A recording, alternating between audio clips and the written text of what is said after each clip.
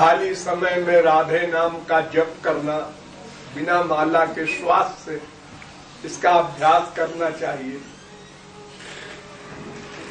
निरर्थक बात न करे, माँ से, बाप से, बीवी से, पति से, बेटे से, काम काम की बात करे,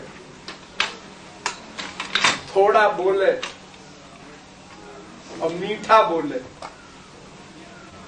और कोई डांट दे, अपमान कर दे तो उसको सहन करने की शक्ति बढ़ावे।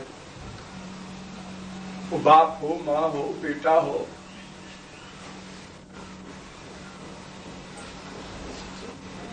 अपने से बड़े की बात को सहन करना ही चाहिए। अपने से छोटे की बात भी अगर सहन कर ले तो बहादुर है, पक्का साधक है, उसकी साधना बहुत तेज बढ़ेगी। कोई ऐसा वाक्य न बोले कि चपरासी को भी दुख हो। बहुत संभाल के, संयम के साथ वाणी का प्रयोग करें। भगवान सबके भीतर रहते हैं। भगवान कहते हैं कि आत्मन्येवात्मना तुष्टः सर्वभूतेषु यः पश्येत् भगवद् भावमात्मनः भूतानि भगवत्यात्मन्येष भागवतोत्तमः। भक्त बनना है तो सब में भगवान को देखो, किसी का अपमान न करो, कड़क न बोलो, उसको दुखी न करो। पर पीड़ा सम नहीं अधमाई, सबसे बड़ा पाप कहा गया है दूसरे को दुखी करना।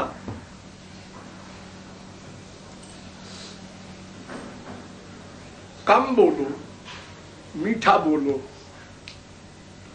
और सहनशीलता बढ़ाओ, नम्रता बढ़ाओ, दीनता बढ़ाओ। इससे साधना जो किया है या जो कर रहे हो वो पूंजी बची रहेगी। ये काम, क्रोध, लोभ, मोह आकर उसको बिगाड़ देते हैं तो फिर वहीं लौट के आ जाता है जहां से चला था, प्लस नहीं हो पाता। तो कमाए चाहे 10,000, लेकिन खर्चा कम से कम करे तो पूंजी बढ़ती जाती है। और 10,000 कमाए और 15,000 खर्चा करे तो कमाई किस काम की? तो सत्संग करना, भगवान की भक्ति करना, ये तो कमाई है, गधा भी जानता है। लेकिन इस कमाई में गड़बड़ न होने पावे, ये सावधानी बरतना चाहिए। और ये गड़बड़ संसार में जाते ही हो जाती है। यहां आप लोग संसार में गए, राग, द्वेष, ये 2 बीमारी, कहीं अटैचमेंट और कहीं दुश्मनी की भावना, दूसरे में दोष देखने की भावना। जब वो गंदगी अंदर आई, दूसरे में दोष देखने की, दूसरे के प्रति ईर्ष्या करने की, तो मन जितना शुद्ध हुआ था वैसा गंदा हो गया। गुरु का परिश्रम बेकार गया, वो साधना बेकार गई, इतना टाइम लगाया, इतना हृदय अच्छा बना था, और मिला क्या? कुछ नहीं, अपना नुकसान भी हुआ। जैसे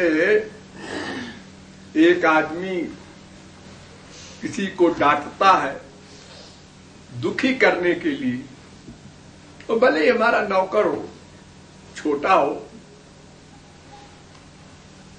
वो तो दुखी हुआ ही, अब तुमको भी क्रोध आया तो तुम्हारा नुकसान तो पहले हो गए।